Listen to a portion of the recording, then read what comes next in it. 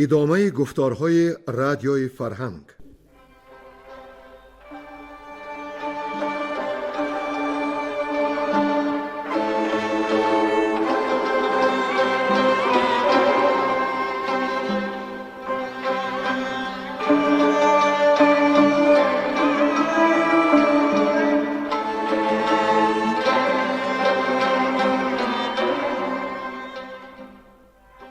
بسا رنج بردم در این سال سی، عجم زنده کردم بدین پارسی. بسا رنج بردم در این سال سی، عجم زنده کردم بدین پارسی.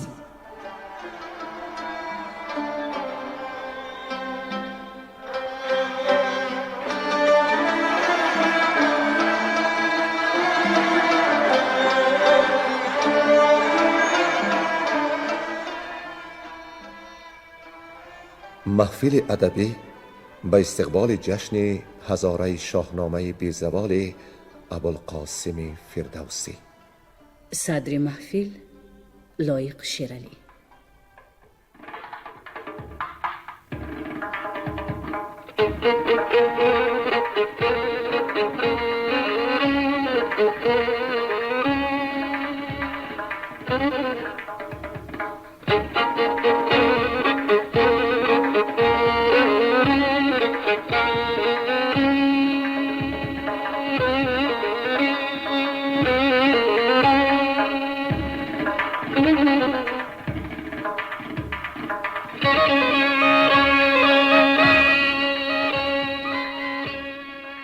شنوندگان ارجمند برنامه‌های شاهنامه در یاد دارند که در گفتار پیشین کاووس از بند شاه هاماوران رها شد و به قیصر روم و افراسیاب پیغام فرستاد.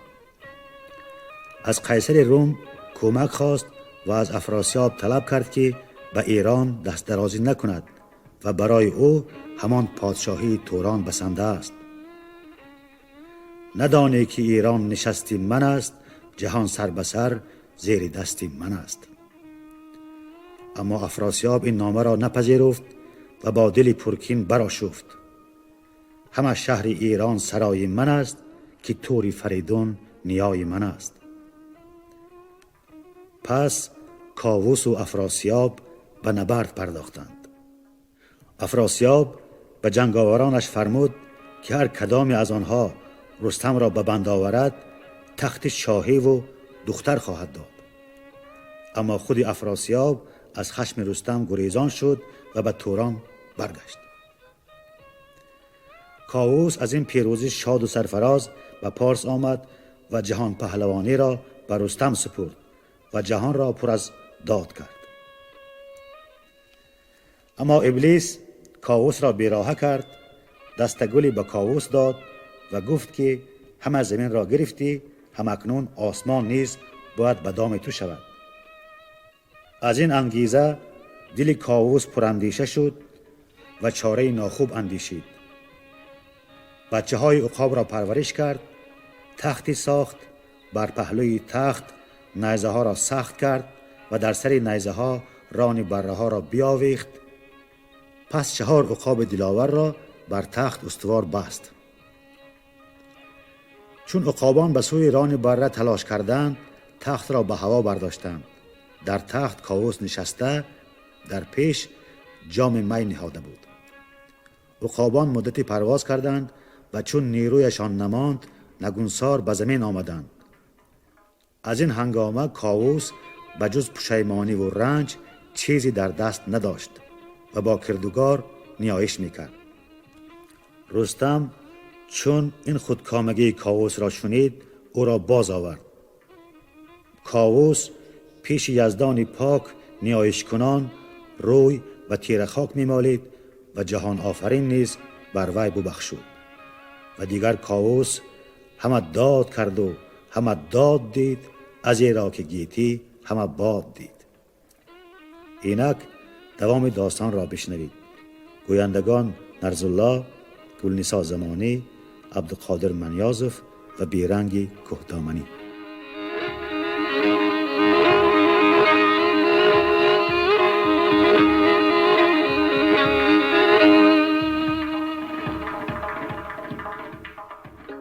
داستان جنگ 7 گردان.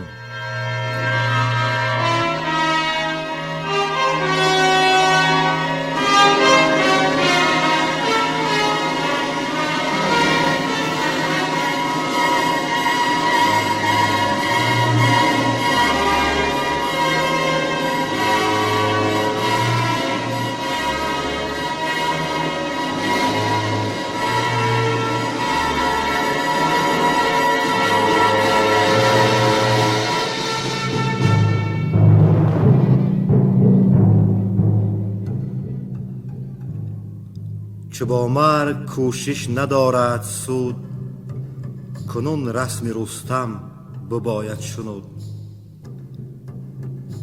چی گفت آن سراینده مردی دلیر، که ناگه برآویخت با نره شیر.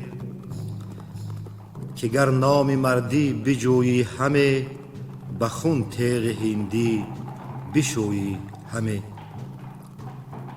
ز بدها نباید پرهیز کرد، چو پیش آیدت روزگاری نبرد. زمانه چه آید به تنگی فراز، همانا نگردد به پرهیز باز. چو همره کنی مرگ را با خرد، دلیرت ز جنگاوران نشمرد. خرد را و دین را ره دیگر است، سخنهای نیکو به بندندر است. کنون از ره رستم جنگجوی، یکی داستان است با رنگ و بوی. شنیدم که روز گوی پیلتن، یکی سور کرد از دری انجمن.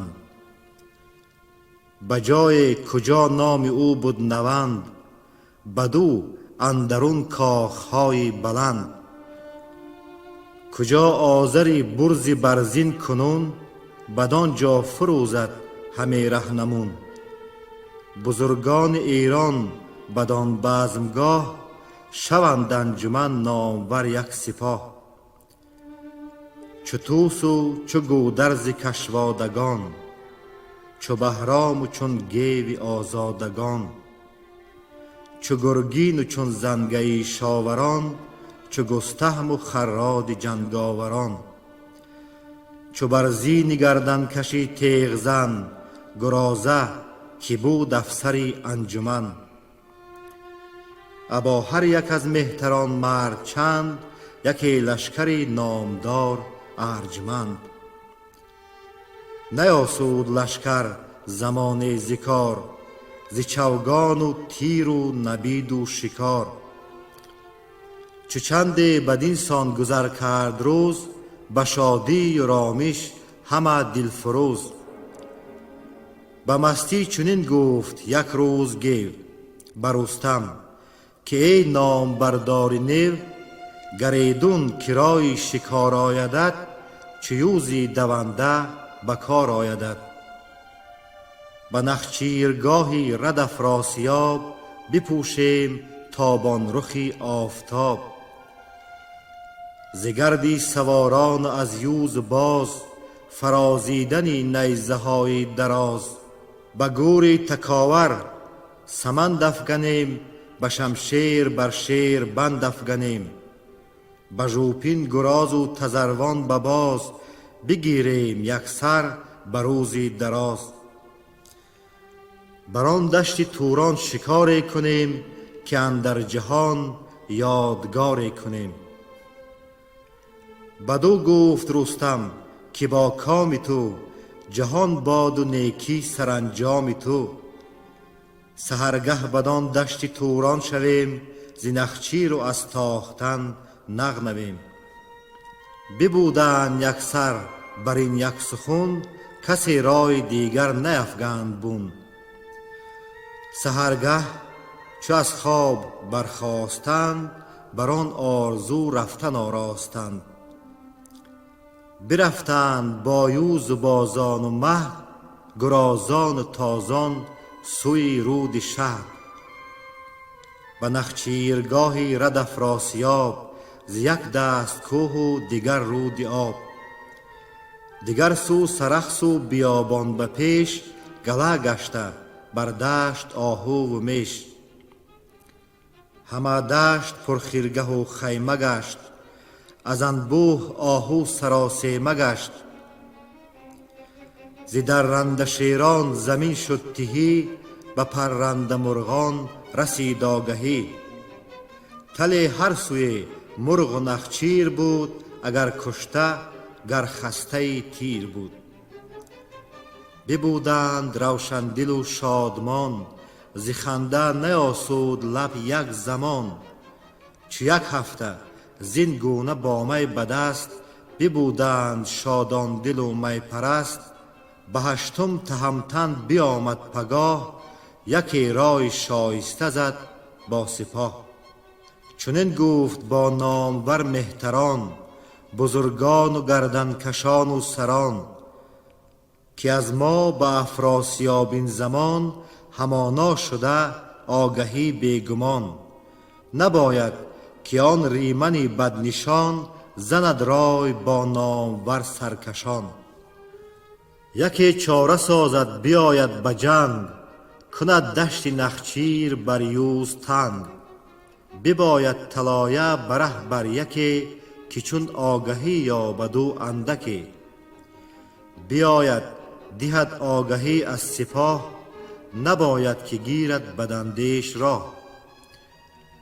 گرازه سری تخمه گیوگان، بیامد بدان کار بسته میان.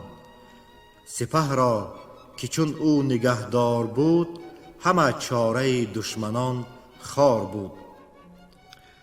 به نخچیر کردن نهادند روی، نکردند کس یاد پرخاش جوی. پس آگاهی آمد به افراسیاب، از ایشان شبی تیره هنگام خواب. ز لشکر جهان دیدگان را بخواند، ز رستم بسی داستانها براند. وز آن 7 گردی سواری دلیر، که بودند هر یک به کردار شیر. چنین گفت با نامداران جنگ، که ما را کنون نیست جای درنگ. بباید کنون چاره ساختن، به ناگاه بردن یکی تاختن. گر این 7 یل را به چنگ آوریم، جهان پیش کاووس تنگ آوریم. به کردار نخچیر باید شدن، سپه را به ناگه بر ایشان زدن. گزین کرد شمشیرزن 30,000، همه نامدار از در کارزار. چنین گفت که از راه یک سو شوید، شب و روز از تاختن نغنوید. به راه بیابان برون تاختند، همه جنگ را گردن افراختند. به هر سو فرستاد بیمر سپاه، بران سرکشان تا بگیرند راه. چون نزدیک نخچیرگاه آمدند، شتابان همه کینه خواه آمدند. نگه کرد یک سر بدید آن سپاه، سپاهی که بود همچو ابری سیاه.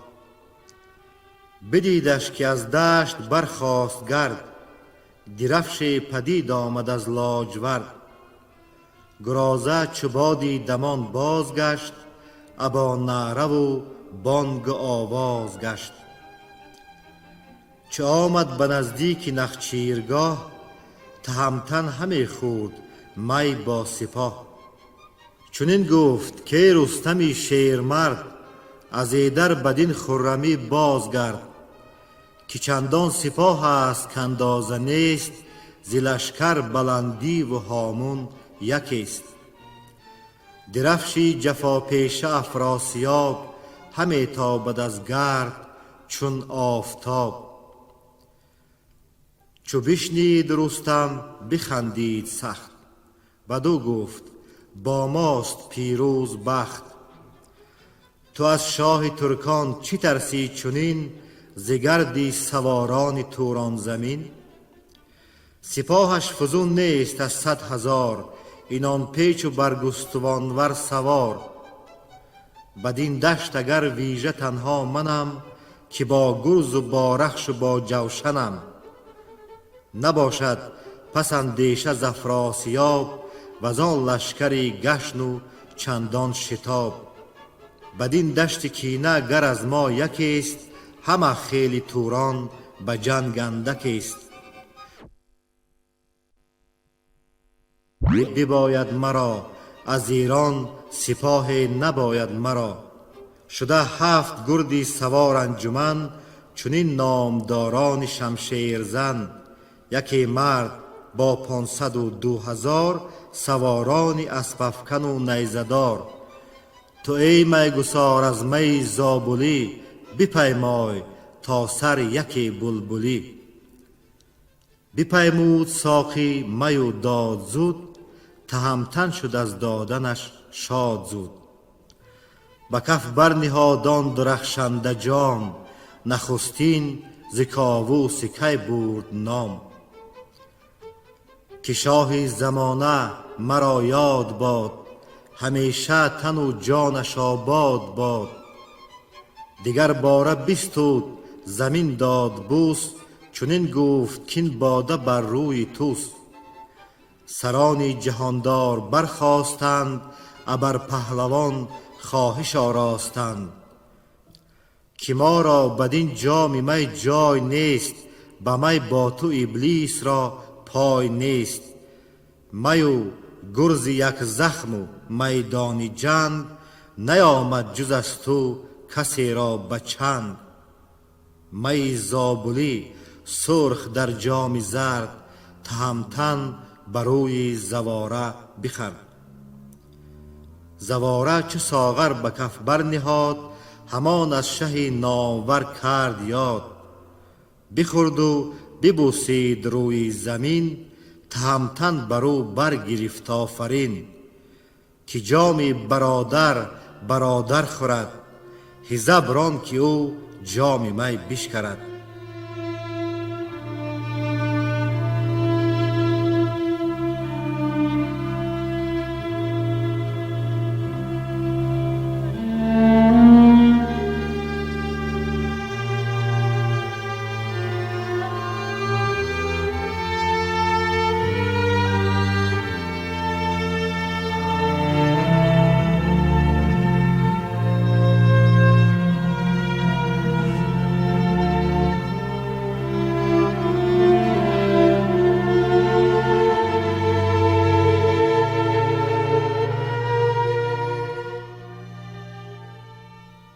رزم رستم با تورانیان.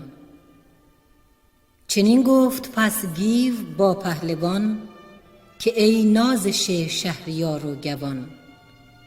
شوم ره بگیرم بر افراسیاب، نمانم که آید بدین روی آب. سر پل بگیرم بدان بدگمان، بدارم شزان روی پل یک زمان. بدان تا بپوشند گردان سلیح، که بر ما سر آمد نشاط و مزیح. بشد تازیان تا سر پل دمان، به زه برنهاده دو زاغ کمان. چنین تا به نزدیکی پل رسید، چو آمد درفش جفاپیشه دید. که بگذشته بودش بر این روی آب، به پیش سپاه اندر افراسیاب. تهمتن بپوشید ببر بیان، نشست از بر ژنده پیل ژیان. بشد پیش توران سپه او به جنگ، بغرید همچون دمنده نهنگ. چو در جوشن افراسیابش بدید، تو گفتی که هوش از تن او رمید. ز چنگ و بر و بازو و یال اوی، به گردن برآورده گوپال اوی. چو طوس و چو گودرز نیزه گذار، چو گرگین و چون گیو گرد سوار. چو بهرام و چون زنگه شاوران، چو برزین و فرهاد جنگاوران. چنان لشکر سرفرازان به جنگ، همه نیزه و تیغ هندی به چنگ. همه یکسر از جای برخاستند، بسان پلنگان برآراستند. بدان گونه شد گیو در کارزار، چو شیری که گم کرده باشد شکار. پس و پیش هر سو همی کوفت گرز، دوتا کرد بسیار بالا و برز. ز توران فراوان سران کشته شد، ز ناماوران بخت برگشته شد. رمیدند از او رزم سازان چین، شده خیره سالار توران زمین. بدان سو که گرگین میلاد بود، که با گرز و با تیغ و فولاد بود. یکی پهلوان بود نامش گرزم، ز توران سپه پیشش آمد به رزم. بغرید گرگین چه او را بدید، همانگه ز قربان کمان برکشید. بران پهلوان تیر باران گرفت، هوا را چو ابر بهاران گرفت. گرزم دلاور چو زان گونه دید، سپر بر سر آورد و پیشش دوید. یکی نیزه زد بر سر اسب اوی، بیفتاد گرگین پرخاش جوی. همانگاه گیو دلاور رسید، نگه کرد و او را پیاده بدید. برآشفت برسان غرنده شیر، یکی بانگ زد بر گرزم دلیر. کمربند او را گرفت و ز جای، بکند آن هنرمند فرخنده رای. میانش به خنجر به دو نیم کرد، دل سرفرازان پر از بیم کرد. همیدون سپهبد شه نوذران، همی کوفتی سر به گرز گران. گرازه بسان گرازی دژم، همی حمله آورد با تیزدم. همی رزم از آن گونه گودرز کرد، که از جان ترکان برآورد گرد. زواره بیامد به کردار شیر، به بازو کمان اژدهایی به زیر. همی تاخت چون باد گرگین گو، ابا نامداران گردان نو. چو فرهاد و برزین ناماوران، کشیدند شمشیر و گرز گران. یکی نعره زد گیو در کارزار، به افراسیاب آن شه نامدار. که ای ترک بدبخت گم بوده نام، چرا رنجه گشتی بدین کار خام؟ فراموش کردی تو رزم سران، که باز آمدی با سپاهی گران. مگر آگه از پهلوانان نیی، از این نامداران ایران نیی؟ سبکران به جنگ اندرون تیز کرد، برآشفت و آهنگ آویز کرد. سپهدار چون رستم و طوس شیر، چو گودرز و گرگین سوار دلیر. به هم برزنند این سپاه تو را، به خاک اندر آرند گاه تو را.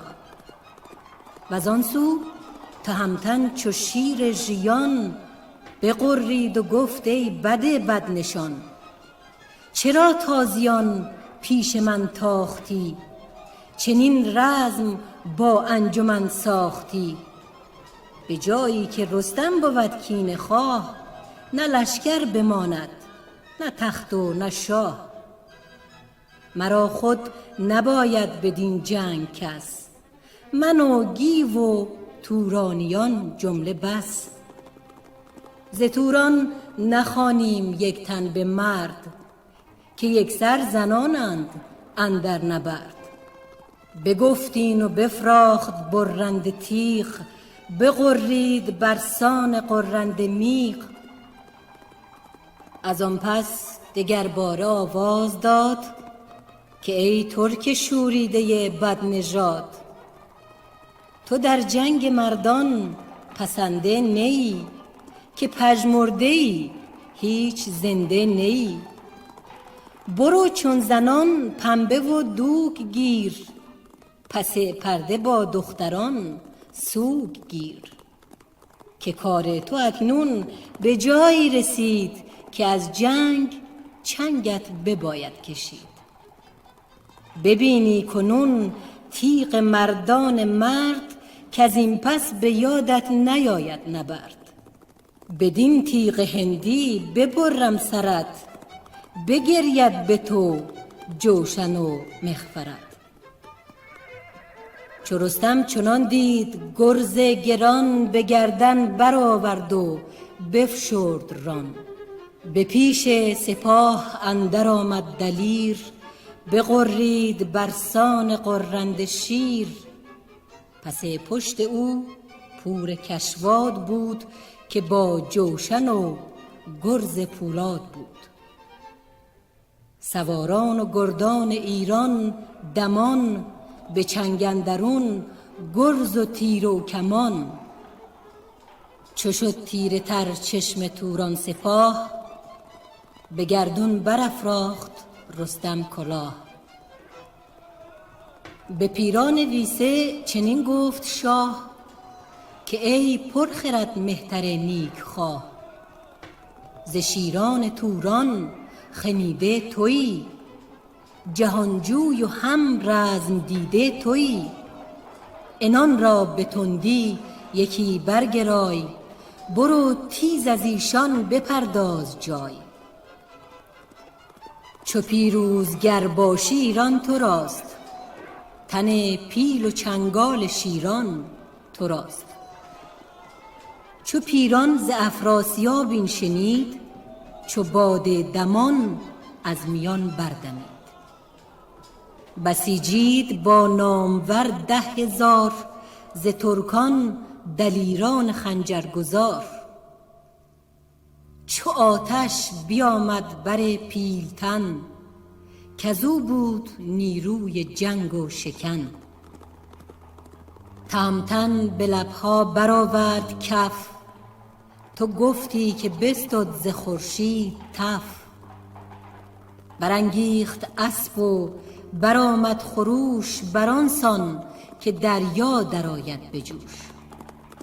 سپر بر سر و تیغ هندی به مشت، از آن نامداران 2 بهره بکشت. نگه کرد افراسیاب از کران، چنین گفت با نامور مهتران. که گر تا شب این جنگ همزین نشان، میان دلیران و گردنکشان بماند، نماند سواری به جای. نبایست کردن بدین رزم رای. به رزم دلیران ایران شدیم، سگالش گرفتیم و شیران شدیم. کنون دشت روباه بینم همی، سر از رزم کوتاه بینم همی.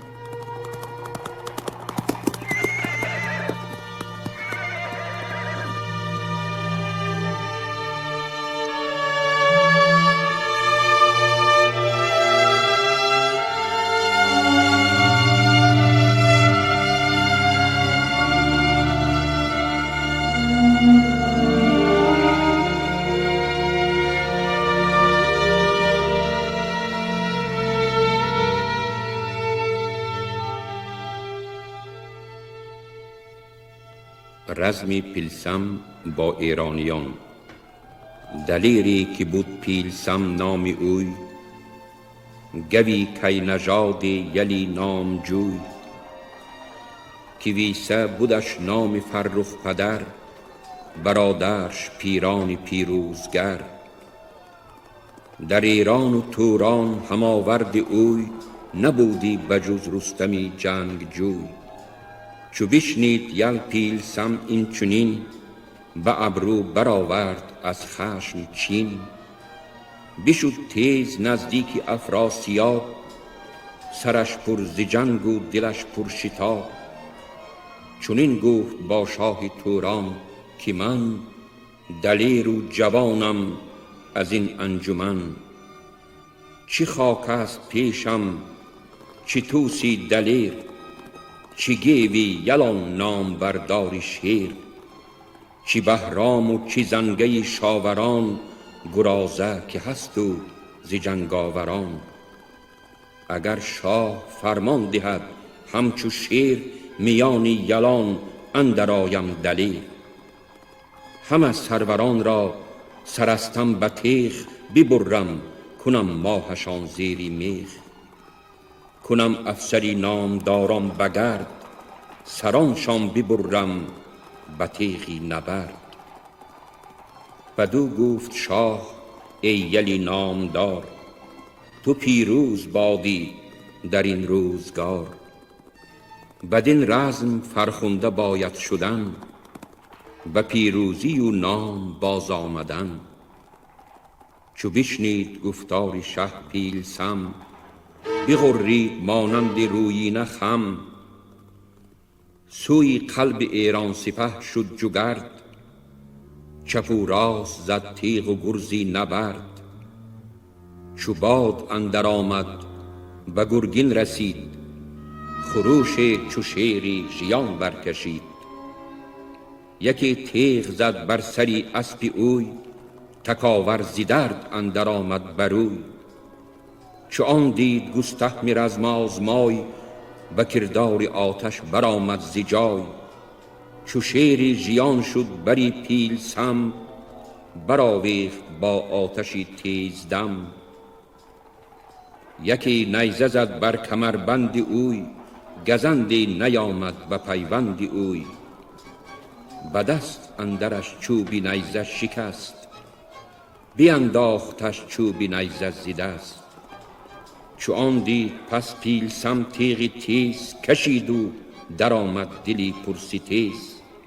یکی تیغ زد بر سری ترک اوی، ربود از سرش ترک برسانی گوی. برهنه سر و نیزه افکنده خوار، فرو ماند بیچاره در کارزار. چو از میمنه زنگه شاوران، بدید آن دل و روز کنداوران. به یاری بیامد بری گستهم، ورا دید از آن گونه گشته دژم. پذیرفت حمله دلاور نهنگ، در آمد یکی تیغ هندی به جنگ. بزد تیغ و برگستوان کرد چاک، سری بارگی اندر آمد به خاک. دلاور بیفتاد و دامن زیره، برآورد و زد بر کمرگه گره. پیاده برآویخت با نامدار، بگرد اندرش همچو شیری شکار. یکی گردی تیره برانگیختند، بدانگه که با هم در آویختند. ز قلبی سپه گیو چون بنگرید، جهان پیش چشمی یلان تیره دید. بغرید چون رعد در کوهسار، و یا شیری جنگی گهی کارزار. به یاری بیامد بری هر سیار، برآویخت با پیلسم هر چهار. دلاور نشد هیچ گونه ز رنگ، میانی دلیران در آمد به جنگ. گهی تیغ زد گاه گرزی گران، چنین تا فرو ماند دستی سران. چو پیران ز قلبی سپه بنگرید، برادر بدان جای بیچاره دید. به یاری بیامد برش تازیان، خروشان و جوشان و نعره زنان. چنین گفت با گیو که ای نامدار، شما را هنر نیست در کارزار. که با نامدار به کردار شیر، شده جنگجو چار گردی دلیر. بگفتین و بر سرکشان حمله کرد، برآمد از آن رزمگه تیره گرد. وز آن روی رستم به کردار شیر، میان سپاه اندر آمد دلیر. به تیغ و به کوپال و گرزی گران، بیفگند توران سپه را سران. گریزنده شد پیلسم ز اژدها، که دانست کز وی نیابد رها. دلیران ایران سراسر سران، به دست اندرون گورزهای گران، بکشتند چندان ز توران سپاه، که از کشته شد پشته تا چرخ و ماه. نگه کرد افراسیاب آن بدید، یکی باد سرد از جگر برکشید. بپرسید کالکوس جنگی کجاست، که چندین همی رزم شیران بخواست. به مستی همی گیو را خواستی، همه رزم با رستم آراستی. همیشه از ایران بودی یاد اوی، کجا شد کنون آتش و باد اوی. به الکوس شد آگهی زین سخن، که سالار ترکان چه افگند بون. برانگیخت الکوس شبرنگ را، به خون شسته بود بیگمان چنگ را. بیامد دمان تا به قلب سپاه، بری شاه توران بپیمود راه. به آواز گفتا که جنگی منم، همان نره شیری درنگی منم. چو فرمان دهد مر مرا شهریار، به تنها روم من بدین کارزار. چو بشنید از او شاه توران زمین، بگفتش ز لشکر سران برگزین. برون رفت با او ز لشکر سوار، ز مردان جنگی فزون از هزار. همه با سنانی سرافشان شدند، چو ناهید و هرمز درخشان شدند. چو آمد به نزدیک ایران سپاه، بپوشید از گرد خورشید و ماه. زواره پدیدار بود جنگ جوی، بدو تیز الکوس بنهاد روی. گمان چنان برد کو رستم است، بدانست کز تخمه نیرم است. زواره برآویخت با او به هم، به نیزه به کردار شیری دژم. سناندار نیزه بدو نیم گشت، زواره ز الکوس پربیم گشت. بزد دست و آن تیغ بران کشید، ز گردی سواران جهان ناپدید. بکین اندرون تیغ بر هم شکست، سوی گورز بردند چون باد دست. بینداخت الکوس گرز چو کوه، که از زخم او شد زواره ستوه. بزین اندر از زخم بیهوش گشت، به خاک اندر افتاد و خاموش گشت. فرود آمد الکوس تیز از برش، همی خواست از تن بریدن سرش. چو رستم برادر بدان گونه یافت، به کردار آتش سوی او شتافت. به الکوس برزد یکی بانگ تند، کجا دست شد سست و شمشیر کند. چو الکوس آواز رستم شنید، دلش گفتی از پوست آمد پدید. چو افراسیاب آن شگفتی بدید، به سوی دلیران یکی بنگرید. چنین گفت افراسیاب آن زمان، که بر جنگتان چیره شد بدگمان. بکوشید و رای پلنگ آورید، یکایک بدین کین درنگ آورید. چو لشکر شنیدند آواز اوی، به رستم نهادند یک باره روی. چو آن دید رستم ابا 7 گرد، به تندی به ایشان یکی حمله برد. چنان برگرفتند لشکر ز جای، که پیدا نیامد همی سر ز پای. بکشتند چندان ز کنداوران، که شد لعل خاک از کران تا کران.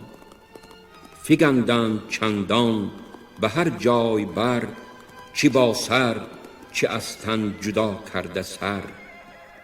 به آوردگه جای گشتن نماند، سپه را رهی برگذشتن نماند.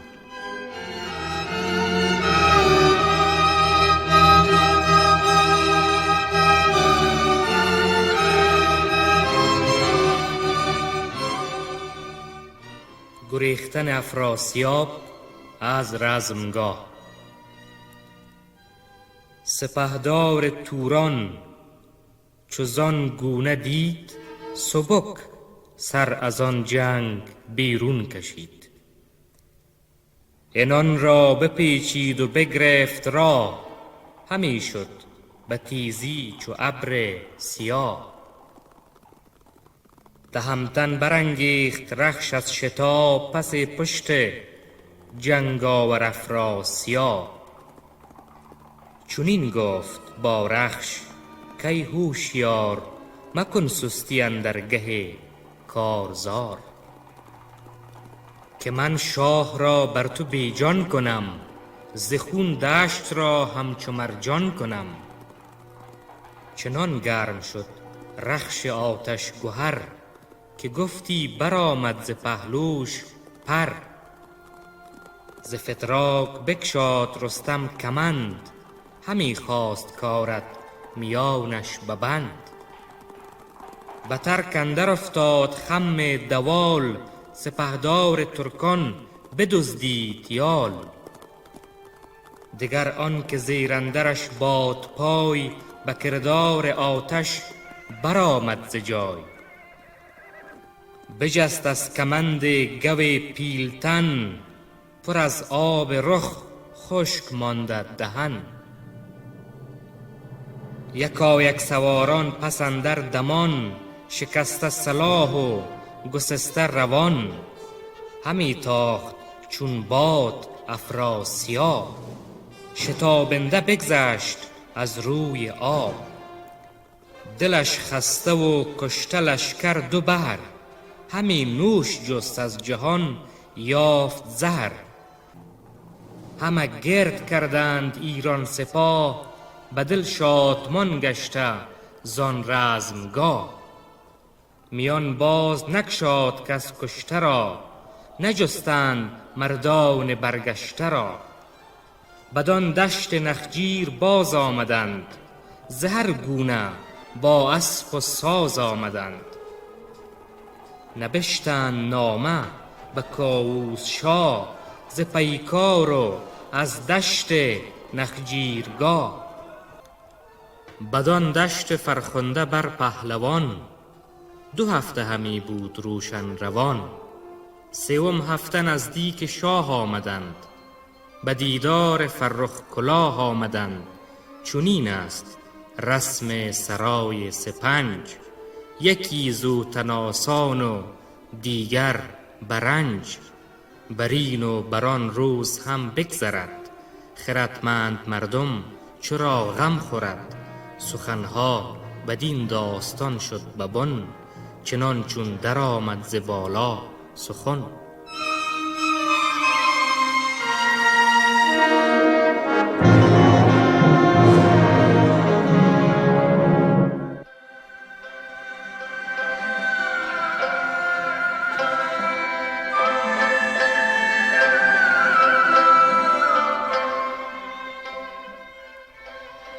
شما محفل ادبی را به استقبال جشن هزاره شاهنامه ابوالقاسم فردوسی شنیدید.